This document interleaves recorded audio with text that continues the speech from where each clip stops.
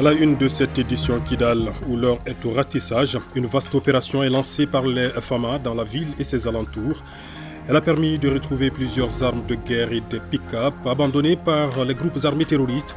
Sidi El Mehdi Ag Al-Baka est sur place pour ORTM 1.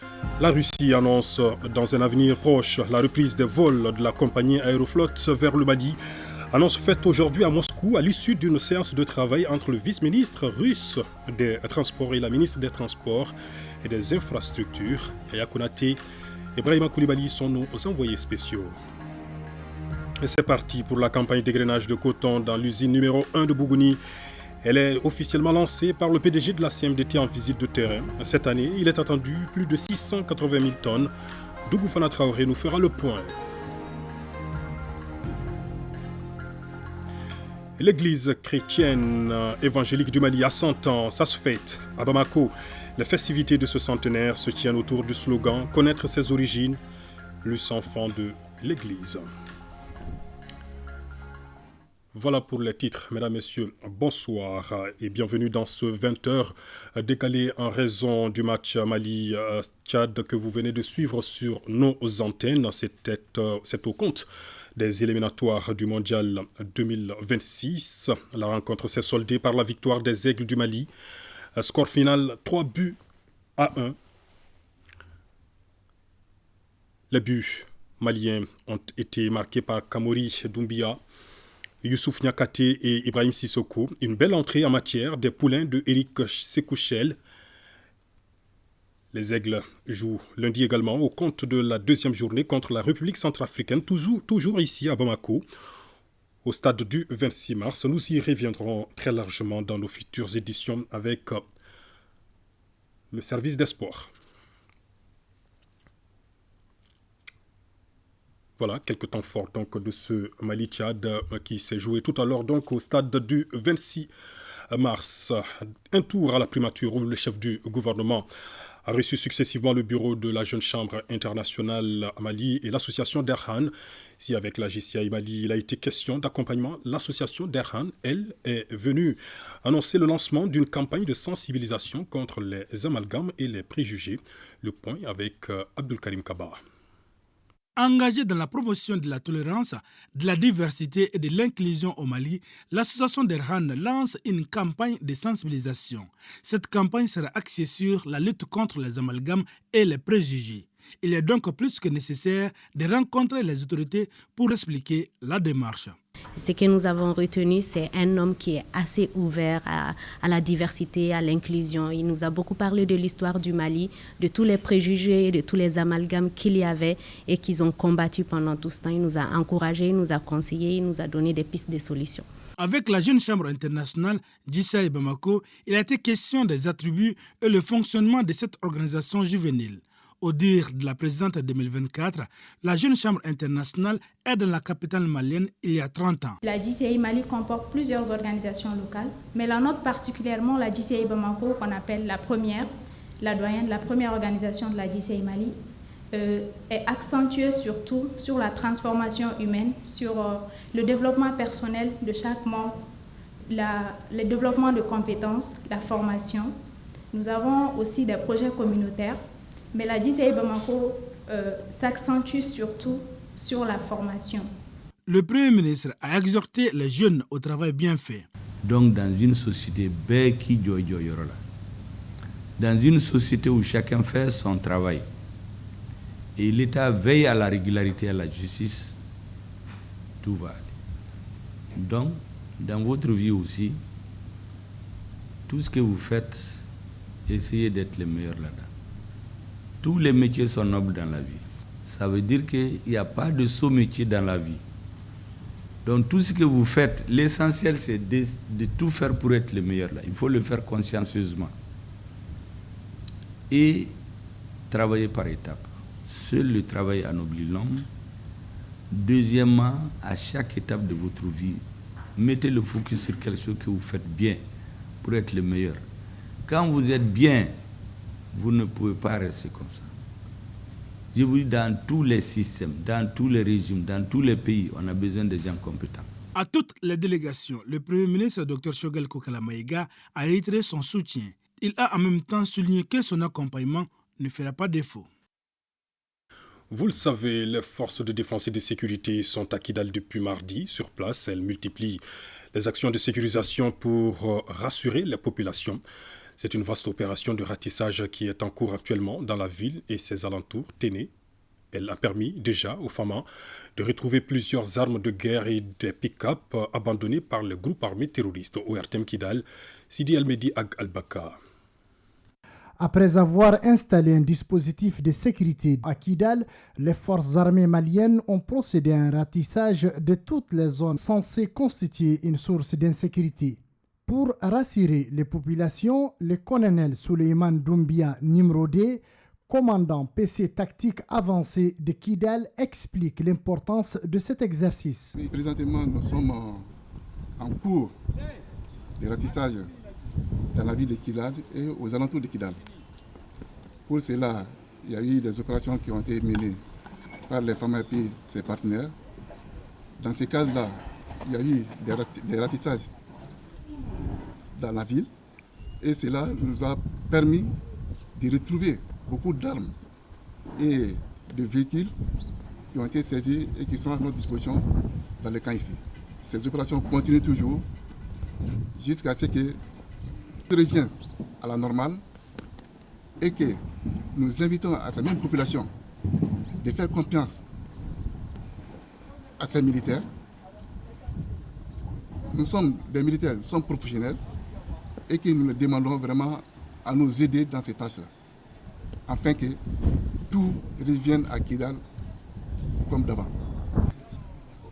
Lors de cette fouille, les éléments qui seront arrêtés, il ne faut pas qu'ils soient inquiétés.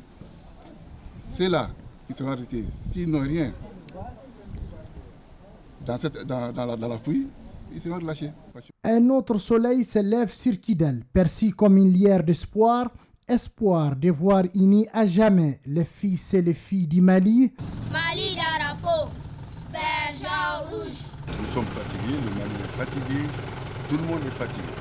Que Dieu nous amène, que nous donne la paix. Voici ce que nous voulons. Je suis content quand vive le Fama, vive Hachmin Koïta, vive le 5 Koneler, vive Maliki Diaw, vive Sadio Kamara, vive Ismaël Ouagé, vive le soldat, vive le soldat malien, vive le soldat, vive le Fama. On est fiers des Fama, on est là, on est en bonne santé, Dieu merci.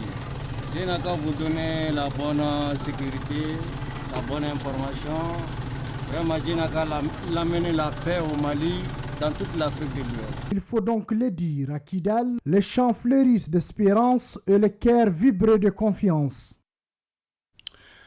Et en plus des FAMA, le ministre de la Réconciliation, de la Paix et de la Cohésion nationale chargé de l'accord pour la paix et la réconciliation nationale, dans un communiqué déposé à la rédaction, invite les populations de Kidal ayant déserté la ville par crainte des conséquences d'éventuels affrontements entre les FAMA et les groupes armés terroristes à y retourner.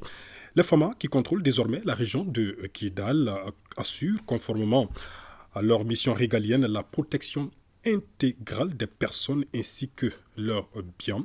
Le ministre de la Réconciliation rassure la population que toutes les dispositions sont prises afin d'éviter tout amalgame et des mesures d'accompagnement sont aussi mises en place pour faciliter leur retour et leur installation dans leur localité. La reprise de Kidal aux mains des terroristes, une prouesse de l'armée fortement saluée par tous les segments de la société ce soir, témoignage de certains observateurs de la scène politique et sécuritaire.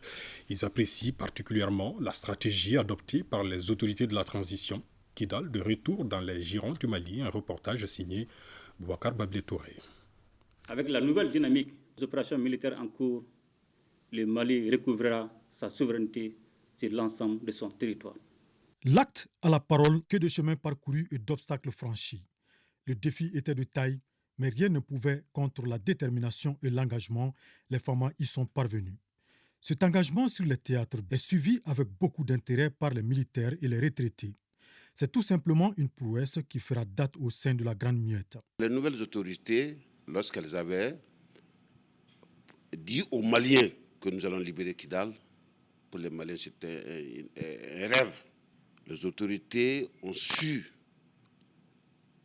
par leur conviction, par leur patriotisme, donner à l'armée malienne des moyens nécessaires, notamment les moyens terrestres, les vecteurs aériens, qui ont poussé quand même les Famas à prendre courage.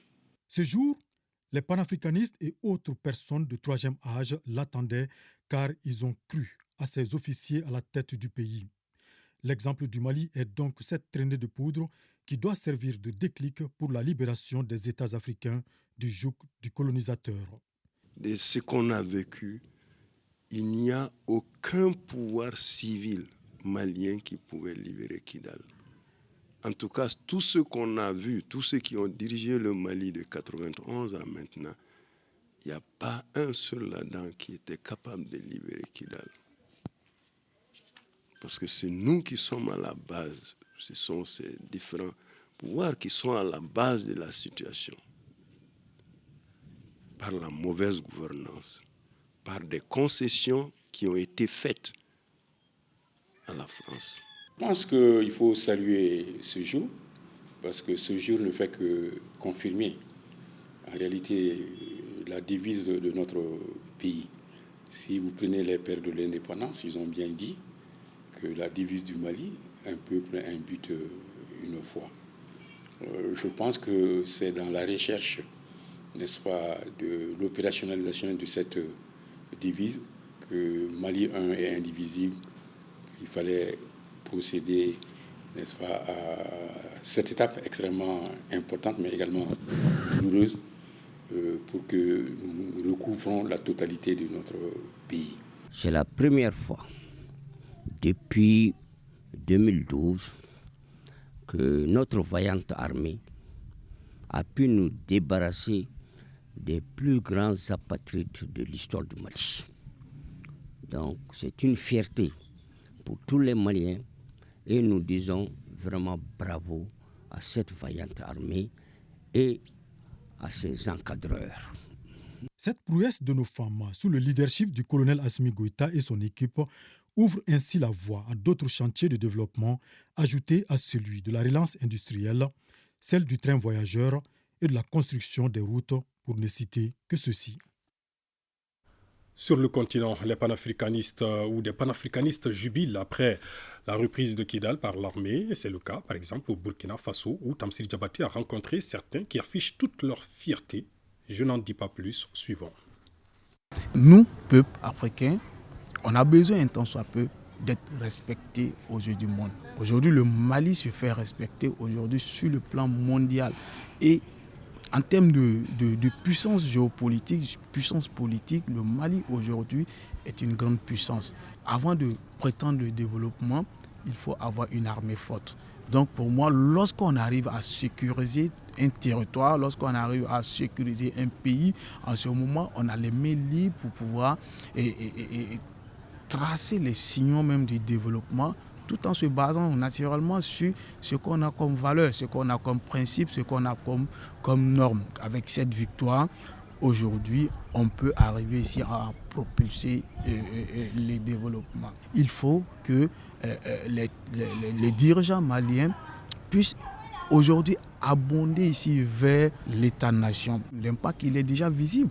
Parce que lorsque nous voyons, bien avant, quelques mois avant, les trois pays ont mis en place ce qu'on appelle le Liptako gourmand. Aujourd'hui, le Mali fait peur à ces puissances qui veulent déstabiliser l'Afrique. La force française a mis plus d'une dizaine d'années à combattre ces terroristes de Kidal et elle n'a pas réussi malgré tous ces moyens. Et aujourd'hui, en quelques mois, les Famas ont pu en fait réussir avec brio et la reprise de Kidal. Pour nous, vraiment, c'est un soulagement et c'est une grande fierté pour l'AES et pour toute l'Afrique. Ça donne raison aux panafricains qui, de par le monde entier et l'Afrique, ont décidé depuis un certain temps de lever la voix et dire aux autres Africains, voici le chemin qui est tracé depuis par les Modibo Keïta, depuis par les Thomas Sankara, depuis par les Kwame Nkrumah, etc., qui ont tracé un chemin que nous devons suivre pour le salut du continent africain. Kidal était le symbole de la souveraineté malienne. Et aujourd'hui, nous remercions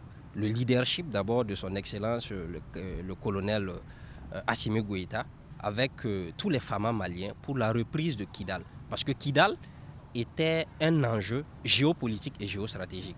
Cette crise de rébellion au nord Mali n'est rien d'autre qu'une guerre injuste et imposée par ces impérialistes-là pour le contrôle des ressources minières de la zone des 3 frontières et de Kidal. Donc aujourd'hui, lorsque Kidal est libéré, nécessairement, cela nécessite un impact. L'impact, c'est quoi? C'est que dans les jours à venir, de façon géopolitique et de façon stratégique, il faut que le gouvernement malien, il faut que les FAMA s'attendent à une intensification des attaques. Kidal était un symbole pour les panafricanistes, parce que le Mali aujourd'hui est un symbole pour le panafricanisme. Et aujourd'hui, nos espoirs se reposent toujours sur le colonel son Excellence Assimi Goïta et Choguel Kokala Maïga, pour leur dire que la libération de Kidal n'est que la partie visible de l'iceberg. Il reste toujours la consolidation et nous les panafricains, nous allons toujours soutenir le gouvernement malien.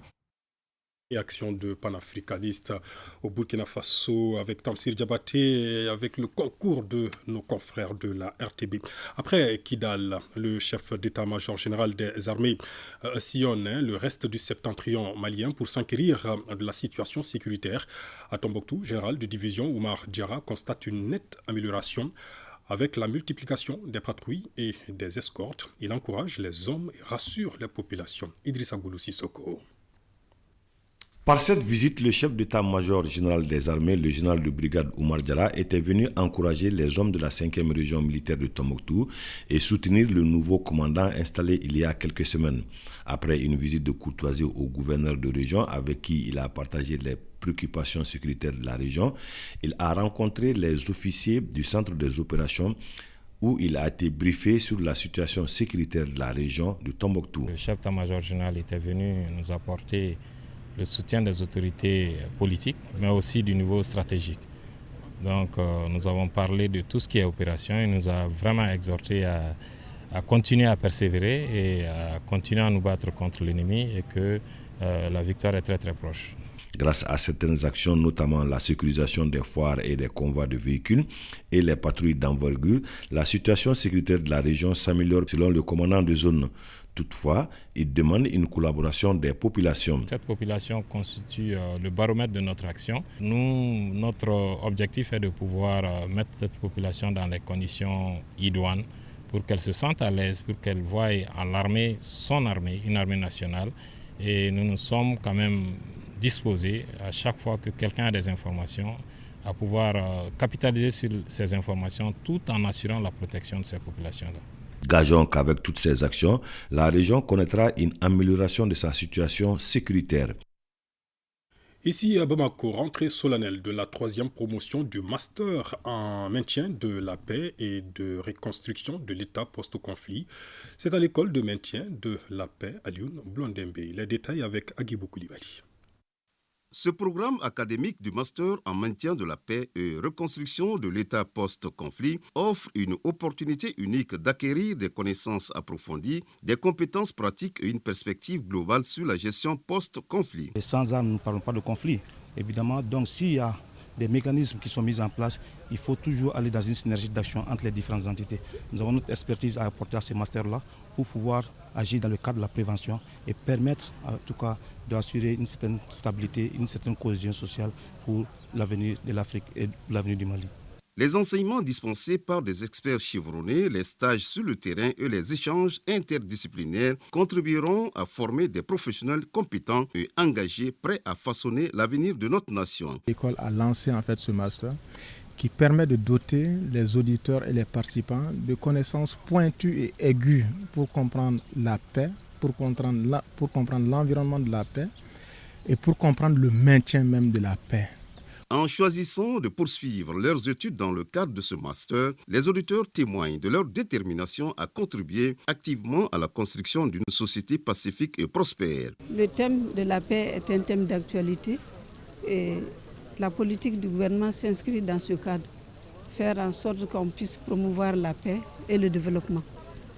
En ma qualité d'ambassadrice de la paix depuis 2008 de Universal Peace Federation, je me devais d'être présente à cette cérémonie pour les accompagner en termes de conseils, aussi pour la réussite de leur formation. Je me considère comme membre de cette école parce que j'estime que cette école travaille pour moi.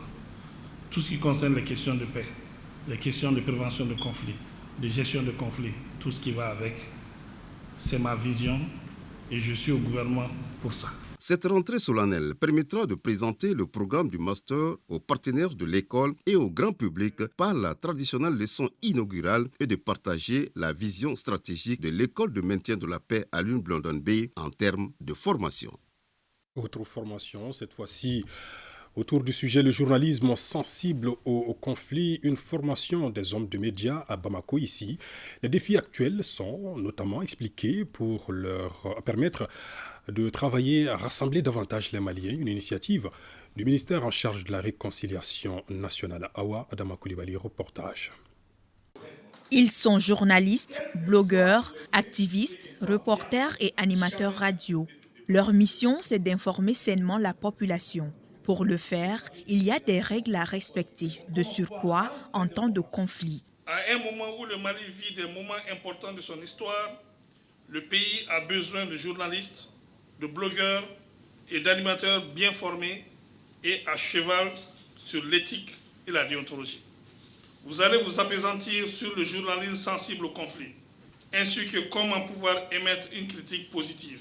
Les acteurs du monde de l'information, dans l'exercice de leur profession, peuvent atténuer ou amplifier une situation. Ils doivent donc posséder des aptitudes requises pour mener à bien leur mission d'information et de sensibilisation. Un journaliste, il a une arme très dangereuse à sa disposition, c'est-à-dire c'est l'écrit ou bien c'est le reportage. Et quand cela n'est pas bien fait dans une situation de conflit, cela peut exacerber la situation. La présence des blogueurs et des activistes est une bonne chose parce qu'ils vont comprendre maintenant le b.a.-ba du métier de journaliste. Il n'y a pas de journaliste qui le veut, mais il faut quand même connaître les principes de base pour pouvoir mieux communiquer et pour pouvoir éviter les dérapages. Un avis bien partagé par les bénéficiaires. C'est une initiative très salutaire parce que quand on entend le mot blogueur ici, activistes, web journalistes, ce sont des gens émerveillés par les métiers du journalisme, mais ils n'ont pas beaucoup de formation, de qualifications. Un bon journaliste, il faut tout d'abord être un bon citoyen, donner de bonnes informations. En plus, quand on est dans les moments de conflit, toutes les vérités ne sont pas bonnes à dire aussi. C'est plus d'une soixantaine d'hommes et de femmes de médias qui sont concernés par ce renforcement de capacité. 2 jours de session qui leur permettront d'informer leur public avec professionnalisme. Augmenter la résilience et la sécurité des relations globales de transport, c'est le thème d'un panel international auquel a pris part aujourd'hui à Moscou le ministre des Transports et des Infrastructures. Dambélé Madina Sissoko a également eu une séance de travail avec le vice-ministre russe des Transports, la Russie qui annonce dans un avenir proche la reprise des vols de la compagnie Aeroflot vers le Mali. Envoyés spéciaux à Moscou, Yaya Konaté, Ibrahima Koulibaly. Ils sont responsables gouvernementaux, chefs d'entreprise ou d'autres institutions évoluant dans le domaine des transports. En présentiel ou par la magie de la vidéo, ils étaient appelés à se prononcer sur l'augmentation de la résilience et la sécurité des relations globales de transport. Parmi les panélistes, le ministre des Transports et des Infrastructures venu évoquer la dynamique de partenariat qui existe désormais entre le Mali et la Fédération de Russie. Je remercie les organisateurs de ce forum d'avoir organisé un cadre d'échange entre les acteurs qui nous a permis de voir beaucoup de choses et nous souhaitons que ce soit un partenariat gagnant-gagnant continuel. Dans les jours à venir, le Mali compte participer à d'autres forums de ce genre pour pouvoir développer son transport sur tous les secteurs. Cette dynamique partenariale, il en a été justement question au cours d'une rencontre entre le ministre des Transports et des Infrastructures et le vice-ministre de la Fédération de Russie en charge du secteur.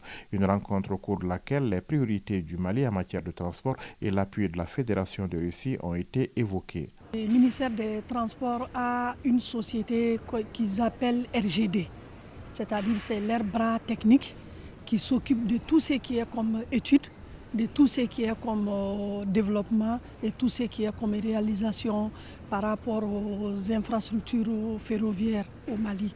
En matière de trafic aérien, la compagnie russe Aeroflot pourrait elle aussi, dans un avenir très proche, reprendre ses vols vers Bamako. La question a été également évoquée. Pour rejoindre la Russie, on a certaines difficultés parce que quand vous regardez, les temps de transit sont très longs.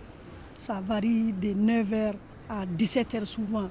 Donc pour pouvoir embarquer directement Bamako jusqu'à Moscou, le ministère des Transports de la Fédération de Russie compte rouvrir cette compagnie Aeroflot pour pouvoir nous faciliter la desserte de Bamako. Le Forum Transport de Russie, qui a servi de cadre aux rencontres du jour, est un espace de réflexion dédié au développement et à la fonctionnalité des transports en Russie. Toutes les questions d'actualité relatives au secteur y sont débattues à travers des dizaines de conférences. Faire du Mali une destination privilégiée et un modèle en Afrique, objectif du Conseil national du patronat du Mali, le CNPM a réuni des experts autour des questions liées à l'énergie, aux ressources humaines, aux infrastructures ou encore à la fiscalité. Les détails avec Boubacar Kanouté. 4 points sont inscrits à l'ordre du jour de cette journée de restitution. Elle vise à amorcer les réformes tant souhaitées par les autorités de la transition. Le CNPM, Conseil national du patronat du Mali, s'est donné ce devoir régalien courant 2022-2027 au cours de sa mandature. Pendant cette période, les préoccupations tournent autour de l'énergie, des infrastructures, des ressources humaines, du financement et de la fiscalité. Pendant plus de 8 mois, les membres de ces 5 groupes de travail composés de membres du CNPM et de non-membres du CNPM, des spécialistes, des professionnels, nous avons pu sortir des rapports où nous avons fait un diagnostic dans ces 5 thématiques stratégiques majeures et nous avons fait des recommandations. Nous avons fait une première restitution entre nous et aujourd'hui c'est la restitution pour le gouvernement du Mali. En terrain connu, le ministre de l'Industrie et du Commerce a salué les efforts consentis par le CNPM avant de jeter les jalons d'un partenariat fécond entre l'État et la fêtière des patrons. Je dois dire que le CNPM n'est pas une structure de revendication. Le CNPM ne revendique pas. Le CNPM est une structure dotée d'une capacité de diagnostic, d'analyse et de proposition dans l'intérêt supérieur et du CNPM et de notre pays. Il faut rappeler que ce rapport est le fruit de 8 mois de travail et balise la voie pour un avenir meilleur. La journée internationale de la statistique est célébrée demain 18 novembre. Elle vise à sensibiliser les décideurs et tous les acteurs concernés sur l'importance des données statistiques. Le ministre de l'Élevage et de la Pêche, assurant l'intérim de son collègue de l'économie et des finances, livre un message dans ce sens. Il est au micro de Mamadou Fané. À l'instar de la communauté africaine, le Mali célèbre ce samedi 18 novembre 2023 la 33e édition de la Journée africaine de la statistique. Elle constitue une occasion offerte au système statistique national de rappeler les efforts qui sont les siens en matière de production et de diffusion de données statistiques de qualité. L'édition 2023 de la Journée africaine de la statistique a pour thème moderniser les écosystèmes de données pour accélérer la mise en œuvre de la zone de libre-échange continentale africaine. Ce thème s'inspire de la volonté de l'Union africaine de saisir toutes les opportunités afin de contribuer à accélérer la mise en œuvre de la zone de libre-échange continentale africaine. Et il est établi que sans données fiables et suffisantes, nous ne pouvons pas prendre des décisions éclairées dans le cadre des interventions des pouvoirs publics autour des politiques et programmes de développement nationaux et supranationaux. Je voudrais profiter de la célébration de cette journée africaine de la statistique pour adresser à toutes les autorités statistiques mes sincères remerciements pour les efforts qu'elles déploient au quotidien et souvent dans des conditions difficiles afin de mettre à la disposition des différents utilisateurs les indicateurs pertinents, indispensables à la conduite de nos politiques publiques. La campagne d'égrainage de coton est lancée à Bougouni par le PDG de la CMDT. 680 000 tonnes sont attendues. Dr Mango Dambélé s'est entretenu également avec l'encadrement, les ouvriers et les producteurs dans un marché de coton dans le village de Zandjela. Récit de nos envoyés spéciaux Dougou Fana Traoré, Fanta Kanté et Abouakar Traoré. À Bougouni et à Koumantou, relevant de la filiale sud de la CMDT, la campagne d'égrainage du coton bat son plein. Résultat, les cours des 3 usines visitées de Bougouni et de Koumantou sont déjà remplis de balles de coton, d'où la satisfaction du visiteur du jour après avoir évalué ces 3 unités industrielles. Les premiers constats me donnent entière satisfaction et c'est l'occasion de remercier à la fois la direction de la production agricole qui a mis cette production à notre disposition. Ensuite, le directeur industriel et tout son staff. Comme vous le voyez, nous sommes à un excellent débit d'égrainage, pas de soucis majeurs. Tout est en règle pour le moment jusqu'ici. Et je crois que la cadence actuelle nous permet d'espérer que nous allons égrainer ça dans les meilleurs délais. Aujourd'hui, nous avons fait les premières prévisions au mois de juin, après les plantations, les emblavures. Avec les dégâts comme chaque année, on a perdu quelques superficies. Le contail capsulaire qui se rapproche de la réalité nous donne à peu près 690 000 tonnes. La campagne de commercialisation du coton se déroule correctement à l'image du marché de Zantiela, un village situé à 5 km de Zantiebougou, sur la route de Kolondjeba. Zantiela, c'est un marché coton de la ZPA de Zantiebougou 2, dans le secteur de Koumantou. C'est un marché au niveau duquel on compte peser 110 tonnes. La direction de la CMDT attribue la réussite de la campagne cotonnière 2023-2024 à l'engagement des autorités de la transition qui n'ont ménagé aucun effort pour accompagner les producteurs et l'encadrement de la CMDT. Le président de la transition, le colonel Assimi Goïta et son gouvernement, d'abord la subvention a été maintenue. On a augmenté le prix d'achat du coton. Ensuite, toutes les facilités ont été mises à la disposition de la CMDT pour importer les produits jacides, malgré le fait que jusqu'au niveau de la CEDEAO, ça n'avait pas fait l'objet d'homologation. Un décret spécial a été pris, pas seulement au Mali, dans tous les pays de la région qui ont subi ces dégâts l'an passé.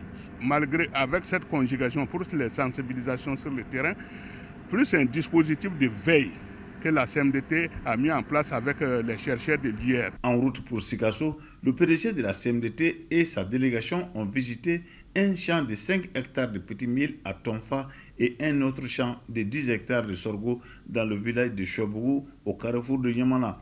Dès son arrivée dans la capitale du Banemonouché, Dr Nangou Dambélé a rendu une visite de courtoisie aux autorités régionales de Bougouni au gouvernorat. Qui seront en insécurité alimentaire au titre de la campagne agricole 2023-2047. Je dis bien 2023-2047 et quels mécanismes mettre en place pour atténuer les conséquences de l'insécurité alimentaire. Des experts et analystes sont réunis à Sikasso pour y apporter des éléments de réponse. Ils doivent doter le Mali d'une cartographie nationale répondant aux besoins des populations et des zones vulnérables. Moussokoro Sireme pour plus d'explications. À cette rencontre nationale, les acteurs d'intervention de la sécurité alimentaire et des moyens d'existence doivent passer au peigne fin les données indispensables à l'élaboration du tableau du cadre harmonisé en vue d'une meilleure gestion des différents chocs et des crises alimentaires et nutritionnelles des populations vulnérables. Les informations de la campagne agro-silvopastorale 2023-2024, déjà recueillies à notre niveau, font état d'une pluviométrie à installation normale à tardive, avec une répartition spatio-temporelle assez capricieuse, mais tout de même une fin normale à tardive. D'une crue modérée, avec des niveaux inférieurs à celle d'une année moyenne, dans l'ensemble permettant un remplissage moyen des rizières, des lacs et des zones de frayère des poissons. D'une moyenne à faible reconstitution de la biomasse fourragère, mais avec des déficits importants signalés dans certaines zones pastorales. Si toutes ces tendances se confirment, le Mali connaîtra une campagne agro-silvopastorale et de pêche 2023-2024 globalement moyenne à bonne, avec des poches de mauvaises, voire très mauvaises récoltes dans certaines zones. Outils d'aide à la décision et à la programmation des méthodologies d'analyse dans l'espace du SILS et de la CEDEAO, l'État et ses partenaires fondent beaucoup d'espoir à l'évaluation de ce cadre harmonisé pour plus de ressources mobilisées et élaborer un plan national de dépenses 2023-2024 à la hauteur des attentes. Au sortir de ce cadre harmonisé, si on identifie 500 000, 1 million, 1,5 million, 2 millions de personnes, La question après, c'est comment est-ce qu'on assiste ces personnes à la fois sur le plan alimentaire, mais aussi pour le renforcement de leurs moyens d'existence. Donc nous allons travailler avec les différents donateurs pour mobiliser des ressources pour le Mali. Auparavant, le ministre commissaire à la sécurité alimentaire avait pris part à la traditionnelle montée des couleurs au gouvernorat de Sikasso, où les pionniers lui ont présenté leur matériel offert par l'exécutif régional. Redouane Ag Mohamed Ali a aussi rendu visite aux notables de Sikasso. Commissaire à la sécurité alimentaire à Sikasso, donc, où il a pris part à ses travaux donc, sur le plan de réponse à l'insécurité alimentaire sur la période 2023-2024. Autre titre de l'actualité, l'Église chrétienne évangélique du Mali a 100 ans ce matin. Les festivités de ce centenaire ont été lancées à Bamako. C'est autour du slogan « Connaître ses origines, plus enfant de l'Église » Alpha Maïga.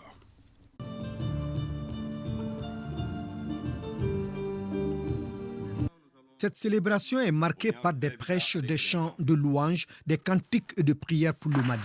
L'Église chrétienne évangélique du Mali, 100 ans, cela se fête. Cela dans la dynamique de socialisation et d'intégration de notre société.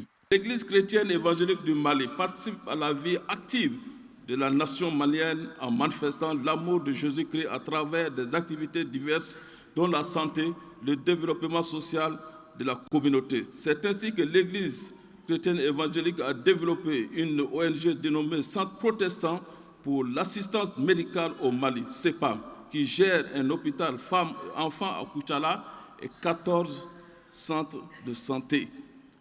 L'Église chrétienne évangélique du Mali organise en son sein plusieurs formations thématiques comme la citoyenneté, l'entrepreneuriat pour les jeunes afin d'accompagner l'État dans sa quête d'une société de paix et de bon vivre ensemble qui cadre avec la vision du président de la transition qui veut un pays basé sur de bonnes valeurs sociétales.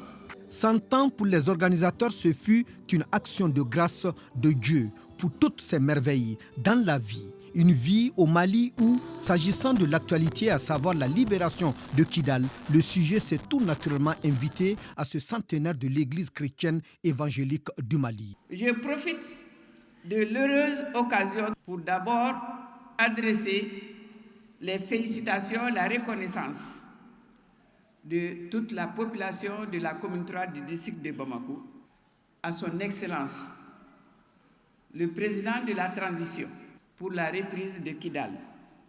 L'ECM, par ma voix, salue la victoire récente des FAMA à Kidal qui augure d'une paix durable, synonyme de stabilisation du pays.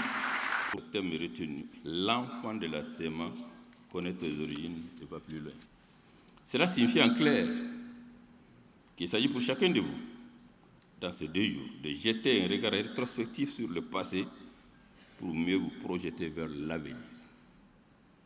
L'ECM de la croissance augure un avenir meilleur, doit œuvrer dans l'enseignement de ses fidèles et soutenir le développement durable du Mali, tant sur le plan spirituel, social qu'économique.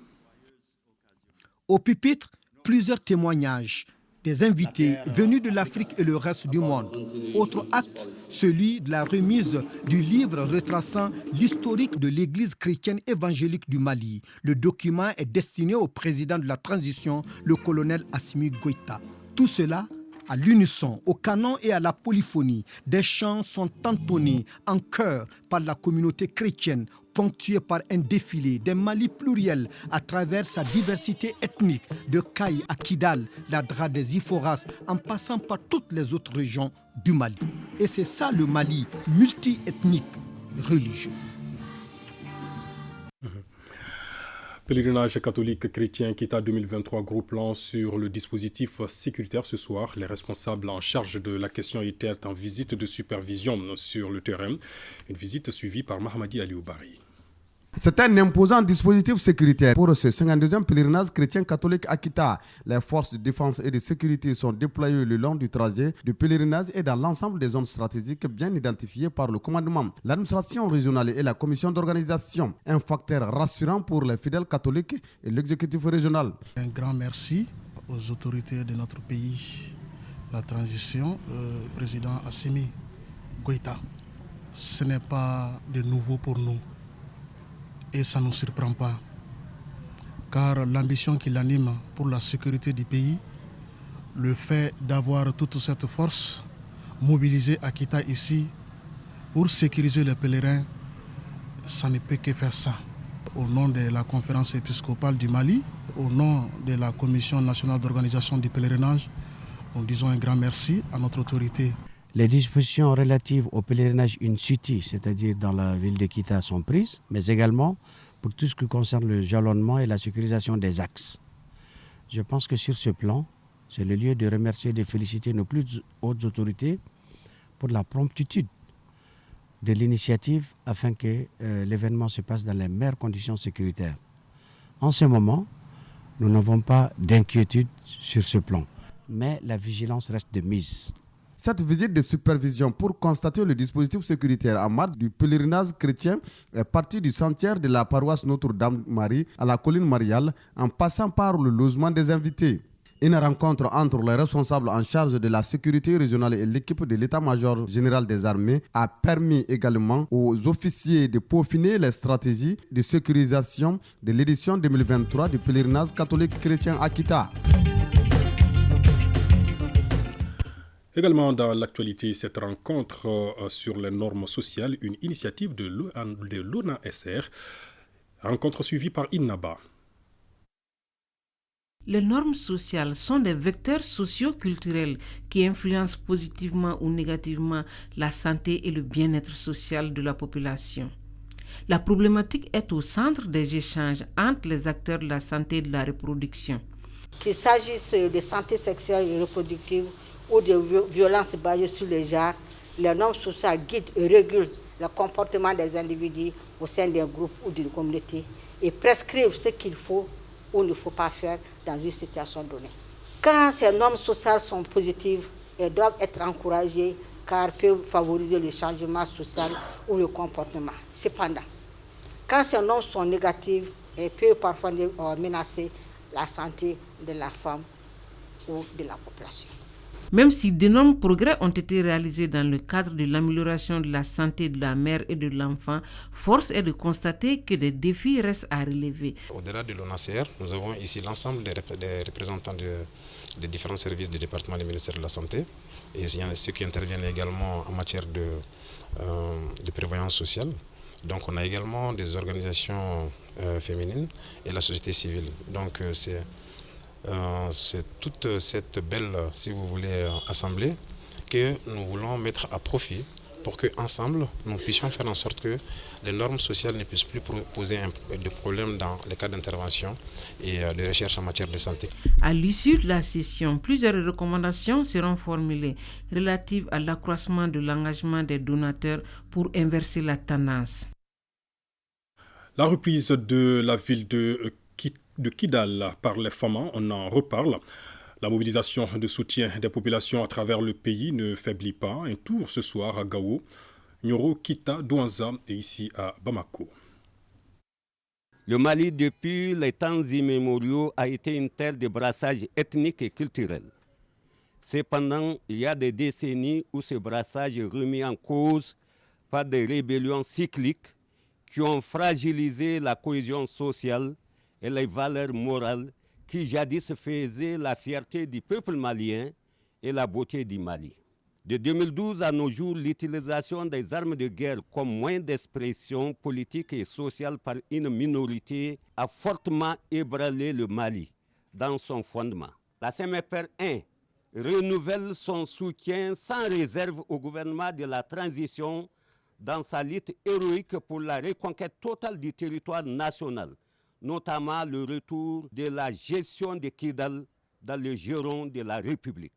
Elle invite le gouvernement et l'armée nationale à rétablir par tous les moyens légaux la sécurité sur toute l'étendue du territoire national, dans un Mali un et indivisible. C'est une prouesse.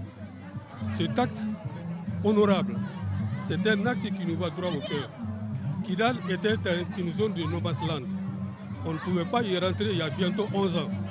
Si cette vaillante armée parvient justement à franchir le cap et à libérer cette ville, c'est tout le Mali qui est ainsi libéré. L'armée professionnelle du Mali a réussi à prendre Kidal, à ramener Kidal dans les girons maliens après 11 ans d'absence, sans combat, sans effusion de sang. Je pense que cette leçon mérite d'enseigner dans les écoles de guerre. Et le succès du peuple malien sous le leadership de son Excellence, Monsieur le Président, le colonel Assimi Goïta, chef de l'État, président de la transition, de l'ensemble de son équipe. La réussite des femmes, c'est aussi l'effort du peuple malien. Le peuple malien est resté soudé, aligné derrière son Excellence. Le colonel Assimi Goïta, ils ont crié en lui et ils l'ont soutenu partout au Mali et en tête ici à Nioro, dans cette région. Mali Kera Antaye. Mali Kera Antaye. Mali Kera Antaye.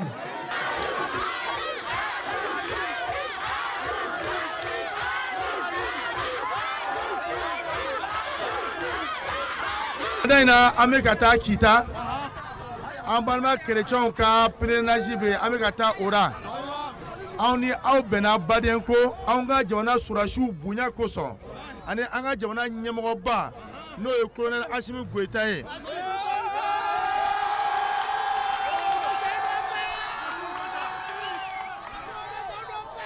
Obeka bara mi ka Jamana Colonel Abi Assimi ana tonyo Chede mu be gane entouré sisa nous ne Kidal libéré.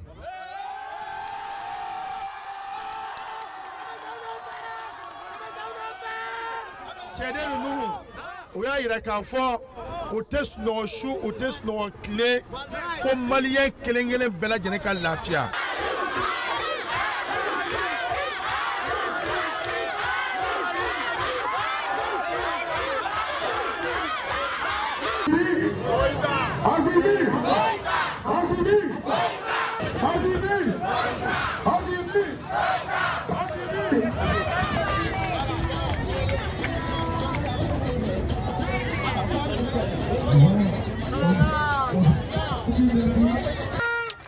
Sous le leadership éclairé du président de transition, chef de l'État, le colonel Assimi Goïta. Cette manifestation de haute portée patriotique, je voudrais encore vous dire merci, merci et encore merci. Comme vous le savez, la date du 14 novembre 2023 est désormais inscrite en lettres d'or dans l'histoire de notre pays.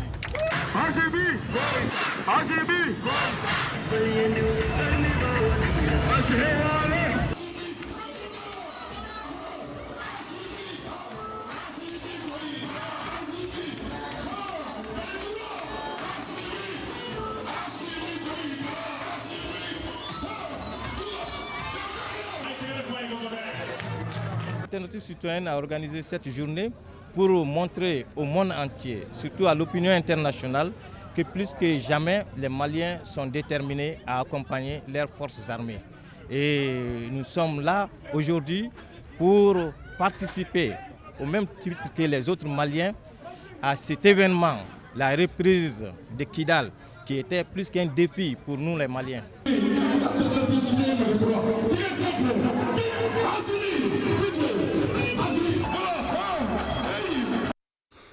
Forte mobilisation des populations à l'intérieur du pays et à Bamako, toujours pour soutenir les femmes et les autorités de la transition et puis de communiquer, continue de nous parvenir à la rédaction dans ce sens. Et nous recevons Abdoulaye Sako sur ce plateau. Bonsoir Abdoulaye. Bonsoir Ibrahim Traoré. Alors le contenu de ces différentes déclarations avec vous. Oui Ibrahim Traoré, bonsoir fidèles téléspectateurs de ORTM 1. Ils sont nombreux partis politiques, regroupements et associations à soutenir les FAMA dans leur reconquête du territoire national avec l'entrée historique des forces de défense dans la 8e région administrative du Mali. Il s'agit de la Nation commune Avance, l'amicale des anciens sportifs des communes 1, 2 E3, l'amicale des anciens stagiaires et étudiants d'Odessa ex-URSS, le bureau national de l'association des jumeaux intégrés, le groupe des patriotes pour le développement du Mali, Ensemble debout pour le Mali, l'alliance des descendants et sympathisants d'Almami Samori Touré, l'amicale des patriotes pour la démocratie et l'égalité des chances, l'association malienne de lutte contre la cherté de la vie et la pauvreté, l'association Case citoyenne du Mali, l'association des ressortissants de la commune de Kola, la Fédération nationale des orpailleurs du Mali, l'organisation malienne des sortants de l'Institut Mohamed VI pour la formation des imams Mouchdine et Mourchidat, le comité de plaidoyer et de suivi des réformes, le parti des républicains, la confédération syndicale des travailleurs du Mali, le mouvement Mali Espoir sur la reconquête de Kidal, le parti Adounia PPS, l'association Bougouni Mara Irouaton, l'association des ressortissants de Djalafara, l'Union internationale du notariat, le parti Mali Kanou, l'association des ressortissants et sympathisants de Sébékoro, l'association pour le développement de Fladougou, l'association des Tidjanites pour l'appel à l'islam, l'association des Maliens à l'intérieur et à l'extérieur pour l'espoir de la patrie, l'association des jeunes ressortissants de la commune de Koumantou, le parti Armand, Sigida Yele, l'association Soleil d'espoir pour la citoyenneté au Mali, l'association des jeunes du village de Nana, l'association nationale des travailleurs retraités des impôts et des domaines, l'ordre des notaires, le mouvement MT Koura, l'association Sigida Nyeta, l'association Benkadi Djigiyablou, les ressortissants de Sanafara, l'Union des associations des artistes, des producteurs et éditeurs du Mali, l'association des jeunes pour l'appui au développement du Banamba, le mouvement Malikoé Yerekoé, l'ordre des architectes, le parti Sadi, le groupe des patriotes pour le développement du Mali, la coordination des comités syndicaux de la DAF, des DRH, des CPS et des DFM, de la primature et des départements ministériels, la coalition nationale des femmes du Mali, l'association malienne des agences de voyage et de tourisme, la convention républicaine pour la démocratie, le patriotisme et le panafricanisme, le Conseil national des ordres professionnels du Mali, la plateforme Sauvons le Mali, la coalition Angataranae, le parti Coréam, le collectif citoyen des militaires et paramilitaires retraités, épouses et veuves du Mali, le conseil de famille des Diara, l'association Nouvelle Vision du Nord. Tous saluent Ibrahim Traoré, la fierté éclatante des femmes à Kidal et réaffirment leur soutien indéfectible aux autorités de la transition. Voilà un peu la quintessence des communiqués qu'on a reçus au niveau de la rédaction. Merci beaucoup Abdoulaye Sako. Un mot de littérature avant de refermer cette édition à retrouver dans vos kiosques la nouvelle parution d'Amadouba. Elle s'intitule « Le Mali » de Soundiata Keïta à Assimi Goïta, les traces profondes de la révolution du Mali Koura. Cette œuvre de 286 pages met en lumière la riche diversité historique dans la gestion du Mali du XIIIe siècle à nos jours. Cet ouvrage est aussi une contribution dans la lutte contre le terrorisme sur le plan de la géopolitique et de la géostratégie. Ainsi va l'actualité ce soir. Merci de votre fidélité. Très bon moment de télévision à notre compagnie. Bonsoir.